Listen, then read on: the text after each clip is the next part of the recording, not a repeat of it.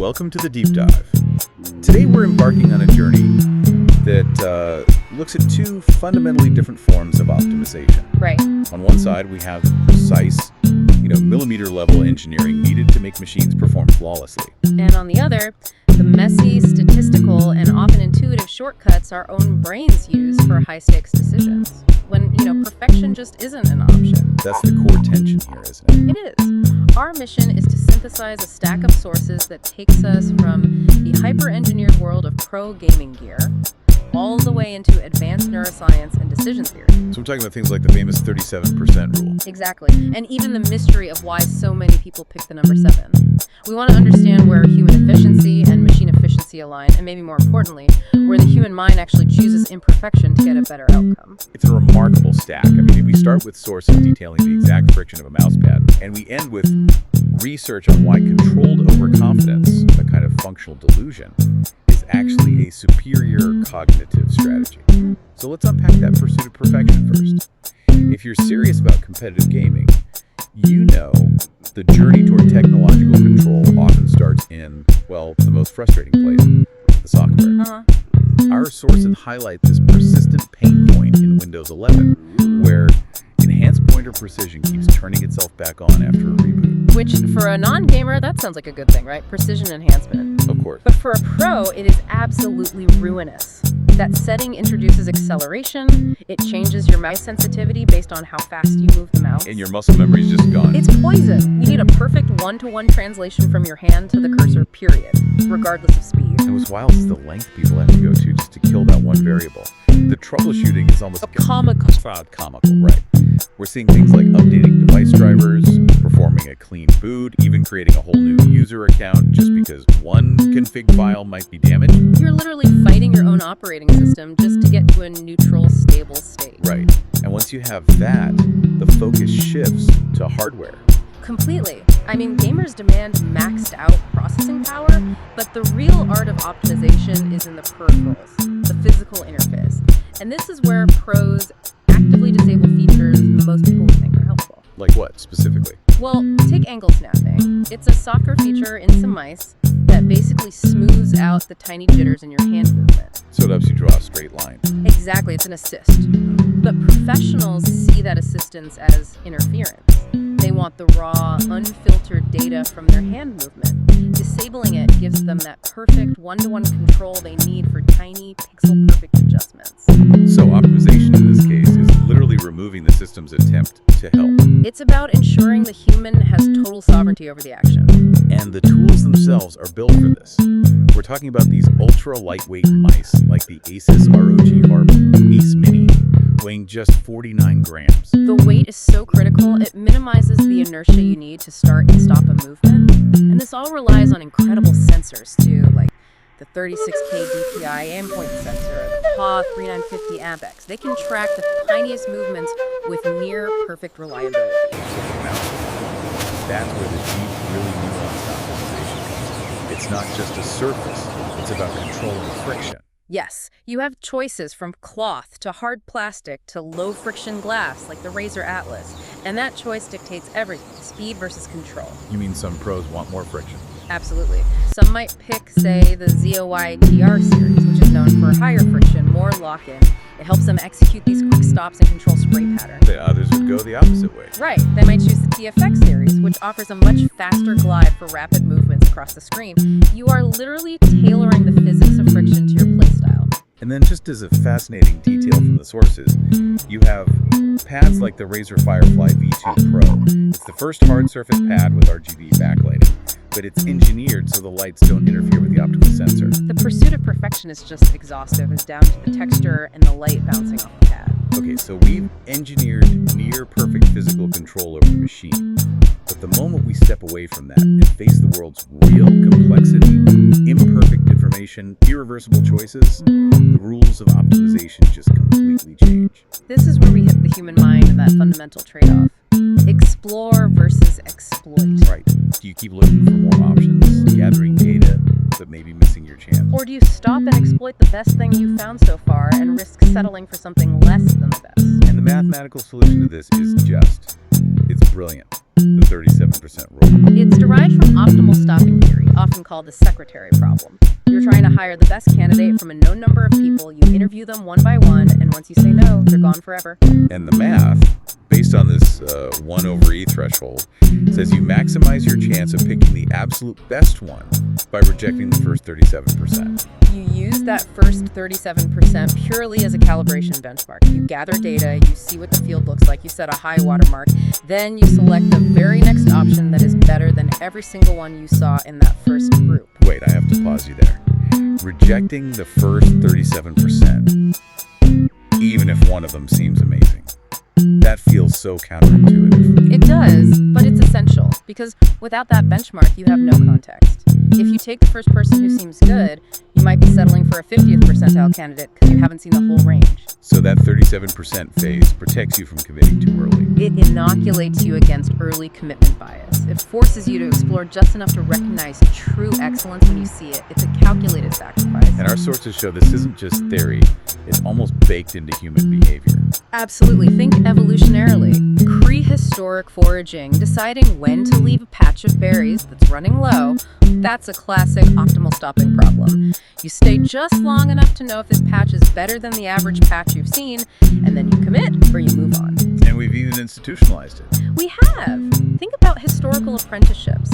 The whole journeyman phase was about exploring different masters and techniques. That's your 37% before settling down to become a master yourself. And today, It's everywhere. The way we swipe through dating apps is a sequential sampling problem. Our behavior on them actually approximates this rule. Even AI hiring software now explicitly uses the 37% rule to screen initial candidates before it flags one for a human to review. the precision is just stunning. For a pool of 100 options, rejecting the first 37 gives you a success rate of about 36.97%. It's an incredible statistical shortcut our minds can use to navigate uncertainty. Okay, now let's go to an even more spontaneous choice. No calculations, no mystery. If I were to ask you, listening right now, pick the first number that comes to mind between 1 and 10, what would you pick? Chances are you pick 7. A lot of you did.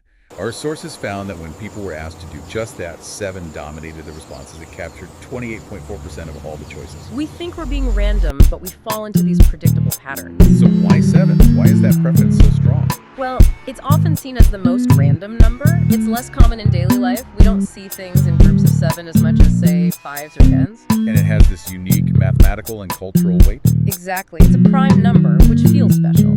And in Western culture, it's everywhere. 7 days a week, 7 deadly sins, the idea of a lucky number 7. It's just highly available in our memory when we're asked to make a quick, spontaneous choice. But what's really fascinating is how fragile that preference is. It's incredibly sensitive to context. The study found that if you ask students to pick a number between 6 and 15, 7 is not preferred anymore. 8 and 9 suddenly become more popular. It loses its special status when the goalposts move. And anchoring is a huge factor. A massive one.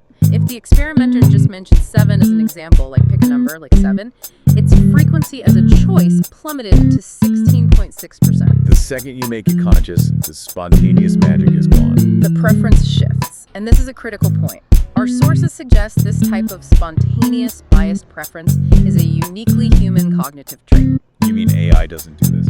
Not yet. Large language models, LLMs, they fail to show these same human-like behaviors in number games. The theory is that LLMs don't have that rich, recursive cultural anchoring that defines our own working memory. So in a way, choosing 7 is a little marker for being human. Let's take this all inside the body's fastest machine, the brain. How does this whole quest for the optimum get processed and controlled? We have to look at the anterior cingulate cortex or the ACC. The ACC is often called the brain's chief operating officer for decision-making. It's key for cognitive control, for representing value, and for shifting gears when things change. It's where we calculate risk and monitor our own errors. And the regulation inside this area is handled by these very specific cells, right? These inhibitory interneurons. Yes, like parvalbumin or PV and somatostatin or SST cells. Think of them as circuit-specific speed bumps. They regulate the network activity to keep the information flow clean and efficient. And the timing of their action is everything. It's exquisitely important. The researchers found that if you activate the PV interneurons in the visual cortex, but only in the early phase, like the first 120 milliseconds after you see something, it significantly improved performance performance on easy visual tasks, mostly by decreasing false alarms. The PV neurons act like an extremely rapid quality control filter right when the data comes in. It's sharpening the input before we're even fully aware of what we're seeing. Wow. Okay, so if PV neurons are an early filter, there's another circuit that acts more like a full brake. Exactly. Activating cluster neurons that project to the ACC, that circuit reduces impulse errors. Which sounds great, but the trade-off is that it's also correlated with higher miss rates. So behavioral lapses. You just don't respond at all. You don't respond. That circuit seems to restrict engagement, prioritizing extreme caution, maybe even promoting the ability to disconnect, which is linked to initiating sleep. So you have these competing mechanisms, one for rapid, clean input, and another for overall caution. And this brings us to what might be the most powerful and honestly the most counterintuitive human optimization strategy of all. Adaptive grandiosity, or functional overconfidence. It's a cognitive heuristic where your belief in your own ability deliberately exceeds. This sounds incredibly risky. We're moving away from the beautiful math of the 37% rule toward a calculated delusion. Why would the brain do that? Because it's a weapon against analysis paralysis and high uncertainty situations. This controlled delusional baseline does two things.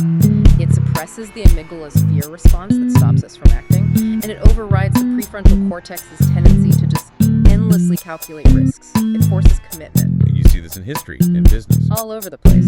It's what sustained Steve Jobs' famous reality distortion field, where his refusal to accept technical limits forced engineers to invent the impossible. It was critical for Joan of Arc's conviction. The belief itself becomes the tool. But there's a line, right, between this functional version and something else. A very clear line. The sources distinguish between visionary accuracy, like Jobs, or Zaha Hadid, whose vision forced new tech into existence, and pathological delusion, like Elizabeth Holmes, which generates fraud. The difference is generative capacity. One creates the tech, the other just hides its absence. And computationally, this imperfection actually works better than pure logic. It does. Multi-agent simulations show that groups with mixed confidence levels, including some of this controlled grandiosity, achieve 2.3 times higher goal discovery rates than groups of purely rational agents. So you don't want a team of purely rational actors. You don't. The data suggests that about 15 to 25% overconfidence is a computational sweet spot. The system needs that dose of strategic conviction to keep from freezing up. So after all this, what does it all mean?